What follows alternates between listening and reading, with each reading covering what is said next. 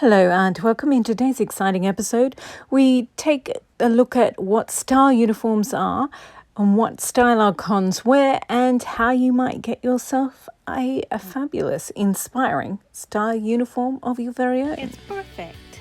Perfect, perfect, perfect.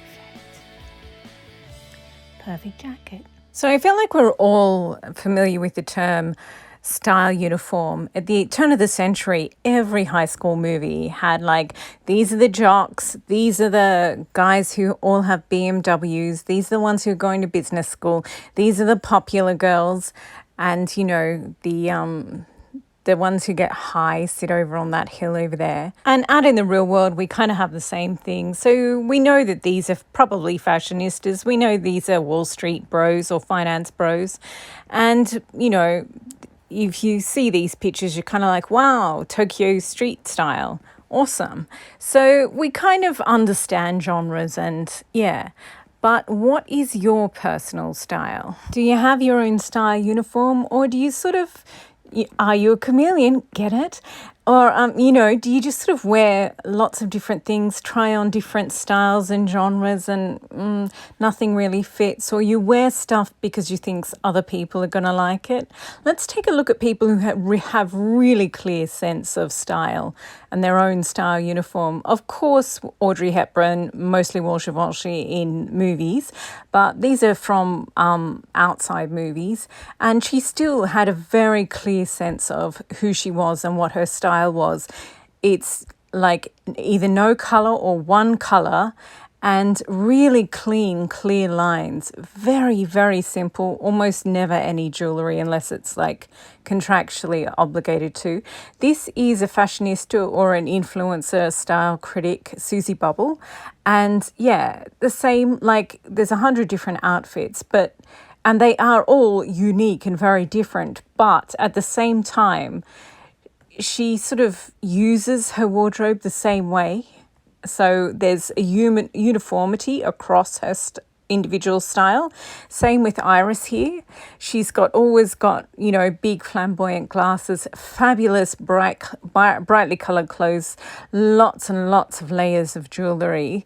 And each look is unique, but if you look across dozen or 24 of her looks, there is a style uniformity. So she is incredibly unique, but as soon as you see the look from a distance, you know who it is, even if you've never seen any of those items before, because it is such a uniform that she wears. So that's what we mean by style uniform. And this is Isabella Blow. She was English, and she discovered is a weird word, but she sort of nurtured different talents in British talents, and she was rather fabulous. And this is Anna Piaggi, the late fashion writer from Italy. She was very, very fabulous and very well known for her quote unquote flamboyant sense of style. And she did wear fur, but this was a long time ago. I think I'm before my time, but she is very, very fabulous, and I think she looks great. Anna Wintour also has a very, very distinctive style uniform. Chanel suits, or these two are the Met Gala and they're both Chanel, or she wears a short dress and a short summer style dress, and those necklaces, she has them in loads of different colours, and also of course the distinctive haircut, the bob, and the sunglasses, and the I play tennis every day physique. So her uniform is very, very distinctive, and she always wears a big coat from one of the big names in one of the big fashion houses.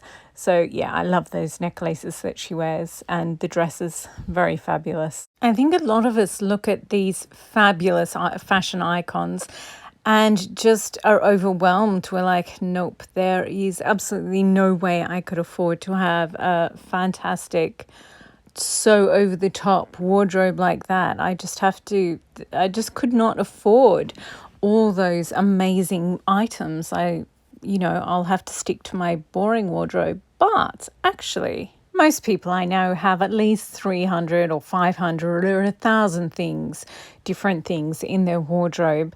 If you count all your sweatpants, and activewear definitely counts because I always see people out wearing activewear. And all your t-shirts. I'm sure you have several hundred, items in there. And this is a French capsule wardrobe. You're supposed to have 50 things for each season, and that's supposed to be completely minimalist. So if 4 times 50 is 200. So if even minimalists have 200 things in their wardrobe, then the rest of us, we have stuff. Very few of us have the financial resources or connections of, someone like Anna Wintour. But we do have access to vintage Vogue patterns and sales at Joann's. So with a little clever planning and some home sewing, I do think a really beautiful style uniform is achievable for pretty much everyone. I am someone who absolutely loves reading, especially classic literature. But if you ask me to name my top 10 or top 100 books, I just struggle because I love thousands of books. There are so many that I can't imagine never having read. I just love them so much. And I think that's the key when also with your wardrobe. When you try and say, oh no, I'm going to be minimalist, I'm only going to have 10 fun things and the rest are all going to be boring, I think that's a mistake. I think just give yourself free scope. Give yourself permission to find joy in absolutely every item in your wardrobe. Do I need, 80 plus Chanel style jackets? No, absolutely not. Do I need any colourful ones at all? No, I have one black Chanel jacket and one black Chanel handbag. I have one Valentino handbag, one Ralph Lauren handbag. I have maybe 3 pairs of Chanel sunglasses. I have several pairs of Chanel shoes, but shoes don't count. You need good shoes. And do I need them? No, but my God, they make my life so much more joyous. I love having these things. They're so unique. Literally no one in the world has anything like this. It would just be far too expensive to make because you'd need specialists in all these areas and you'd need to source these amazing fabrics that took me years to find and buy. And, I just get so much joy out of having, you just go over to the wardrobe or the special storage boxes where they live. And I can look at all this amazing embroidery and beading and all these beautiful Chanel tweeds. It's awesome. And also, obviously, you can wear them. But I definitely think investing your time and all your resources in making your own capsule wardrobe or your own style uniform, totally worth it. I get asked quite a bit, so I'll break it down for you. As I said, I have about 80 or 100 jackets. Some of them don't have beading yet, so I don't count them as actual wardrobe. And then I have, at the last count, I think I have 120 dresses, but I'll probably have 200 by the end of the year, and because I'm trying to use up a certain amount of fabric. So yeah, and I have enough materials to make 200 jackets too.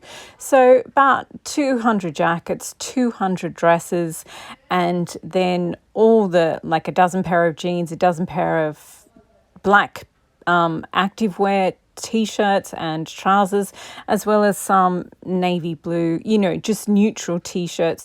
I also have some colourful shirts and colourful skirts, but I really need more of those. So yeah, maybe 500 things in my wardrobe. But obviously don't copy me. Don't copy anyone. Yeah, in my last style video, I'll put a link down in the description box below, but Iris had this really cool quote. Fashion you can buy, but style you possess. The key to style is learning who you are, which takes years. There is no how-to roadmap for style. It's about self-expression, and above all, it's about attitude. She goes on to say, my style is not your style, and I don't see how I can define your style. It's something that expresses who you are in your own unique way. And yeah, I think if you do decide that you want your own personal style, then there's some questions you have to ask yourself. The previous video was like, ask yourself these questions and you'll sort of maybe figure out why you want your own style and what it should be. But basically, in a nutshell, what is important to you? What have you maybe left in the past because people sort of picked on you about it or something like that? What is essentially you that maybe you've let go of or haven't clung too hard enough in the past, but now you want to re-embrace? What are those elements and how can you bring them into your wardrobe so that your clothes become an expression of who you are and who you want to be? I like this idea that you can, just by what you're wearing, that's an expression of who you are. So do you want to wear sweatpants and a scrunchie to the store? Or do you want to wear a dress and a tiara? It is up to you. That said, a blank page is always daunting. I mean, where do you start? So for me, I would, I would read books, but I would also watch movies. And Amélie, if you have not seen this French movie, oh my gosh, it is just adorable. She has the most beautiful wardrobe. She's just sort of an introvert, and she, when Princess Diana dies, she's like, right, I've got to seize life. I've got to go out and live it. And she does. And it's just beautiful. And her wardrobe is, oh my gosh, if you had to start somewhere, I would just look at her wardrobe and you can just see how much comfort and joy it brings her. It's so fabulous. It's a gorgeous, beautiful movie. I love the music. I love the aesthetic. She's such a nice person. And, she does some naughty things, but not malicious. But yeah, anyway, I love that movie. Clueless, they all have very distinctive styles, like they are each their own person. So that's why I think teen movies in particular are quite good, because each character has their own, except for those makeover ones where they magically become beautiful when they take the glasses off. That's a bit unrealistic. And I recently tried to watch a couple of episodes of Gossip Girl. Those people are horrible. But they do have very distinctive, each character has a distinctive style, much like Sex in the City. I mean, they are four of them are very broad characters. But yeah, it is four distinct different sets of wardrobe. So this is a 1980s movie, Desperately Seeking Susan. This bored housewife reads the personals and then she goes into the city to meet this Susan. And she gets hit on the head, so she gets amnesia, and she gets Susan's jacket. So you see two women wear the same wardrobes, but in completely different ways, because they sort of swap each other's wardrobes. So yeah, I think that one is particularly interesting if you're trying to decide on your own style uniform. Because this character wears Madonna's wardrobe in just a completely different way than she does. And Madonna goes into the housewife's wardrobe and she totally rocks it. It's awesome. And I just like that movie too. So, this is Pretty in Pink, and she's my favorite character, the best friend. She has the best wardrobe. I love it. She's like a jukebox. Like, there's a little bit of everything in there. It's just so fabulous. She just plays dress ups in a different genre every single day. I love it.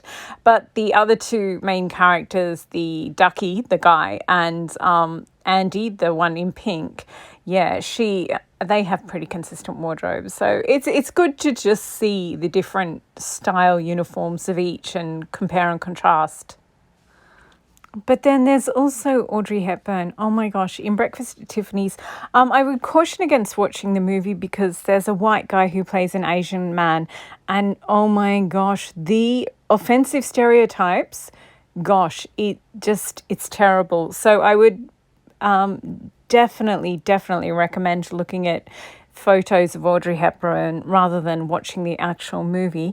But she's just so beautiful and so classic, and she's not afraid to just wear something simple and beautiful, and I love that. And there are so many vintage patterns being re-released by the big four companies at the moment. So I would definitely look at Audrey Hepburn for style if that's what you think you want. So there we are. That is the end of this episode about style uniforms.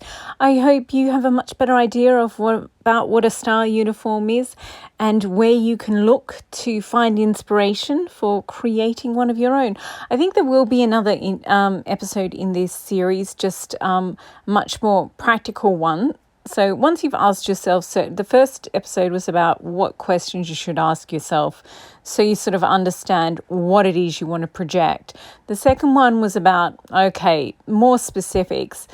How many pieces are there going to be, and where should I look for more tangible inspiration?